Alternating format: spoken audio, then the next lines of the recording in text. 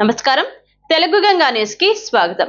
ఈ 2-3 మాసాల పాములు ఎక్కువగా సంచరించే సమయం కావున ఎవరైనా ఏదైనా పాము కాటుకు అనుకోకుండా ప్రమాదవశాత్తు గురి అయిన వారు వెంటనే అది ఏ పాము కాటు వేసింది అని తెలుసుకొని వెంటనే దగ్గరలో ఉన్న ప్రభుత్వ దవాఖానాలకి సమయం వృధా చేయకుండా వెళ్లి యాంటీ వినమ్ ద్వారా మీ ప్రాణాలు రక్షించుకోవచ్చును। తెలంగాణలోని ప్రతి ప్రభుత్వ హాస్పిటల్లో అన్ని రకాల విష సర్పాలకు వైద్య సదుపాయం అందుబాటులో ఉంది। అవగాహన రాహిత్యం వల్ల చాలా కేసులు విష సర్పాలు కుట్టిన తర్వాత మూఢనమ్మకాల పేరుతో మంత్రగాళ్ల దగ్గరికి పోయి పేషెంట్ యొక్క విలువైన సమయాన్ని వృధా చేసి ప్రాణాల మీదకు తెచ్చుకొని చివరి సమయాల్లో హాస్పిటల్లో అడ్మిట్ చేపించి తమ ప్రాణాలను పోగొట్టుకుంటున్నారు।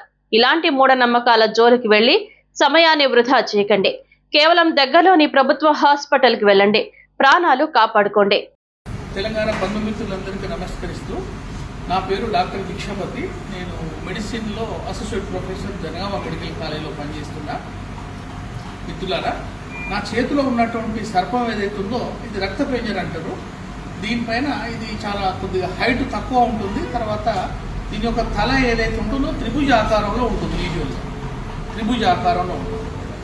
అయితే ఈ పాము గురించి ఎందుకు చేస్తున్నామంటే ఎండాకాలం నుండి వర్షాకాలం వచ్చినప్పుడు బొరియలలో ఉన్నటువంటి పాములు బయటికి వచ్చినప్పుడు రైతులు వ్యవసాయ పనులకు పోయినప్పుడు, కూలీలు వ్యవసాయ పనులకు పోయినప్పుడు ఈ యొక్క పాము కాటు భారీ అవుతున్నటువంటి ఇది ఒక సమయం ప్రస్తుతం। ఇది ప్రతి ఒక్క గవర్నమెంట్ హాస్పిటళ్లలో రోజుకు 4 నుండి 5 ఒక్కోసారి 10 కేసులు కూడా మేము చూస్తున్నాం। అయితే దీంట్లో మనం ముఖ్యంగా గుర్తుంచుకోవాల్సిన 2-3 విషయాలు ఉన్నాయి। ఏంటంటే అవి మన దగ్గర ఉన్న సర్పాలలో రక్తపెంజర, కట్లపాము, తాచుపాము, 3 చాలా అంటే భయంకరమైన విష సర్పాలు।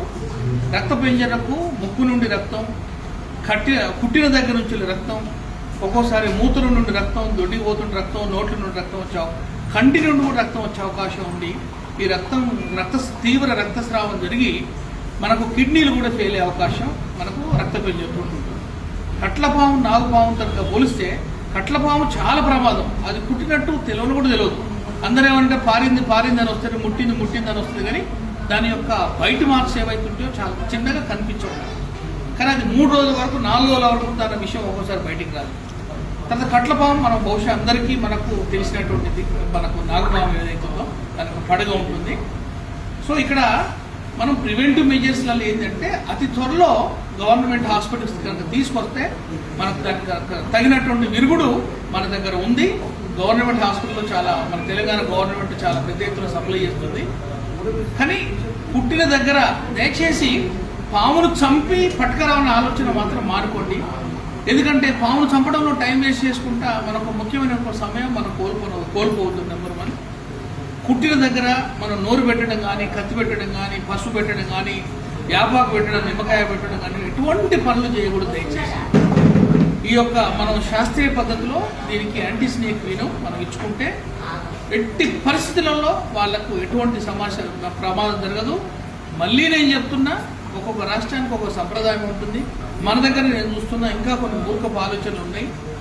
మంత్రాలు వేయటం అనేది చూస్తున్నా। ఇప్పటికీ నేను పోయిన నెలలనే మంత్రం వేసే ఆయన కొరకు ఎదురు చూసి ఆయన రావడం లేట్ కావడం వల్ల పేషెంట్ అక్కడే మరణించడం జరిగింది। సో మంత్రాలు అటువంటి మూర్ఖత్వం, మూఢనమ్మకాలకు దూరంగా ఉండండి। Thank you.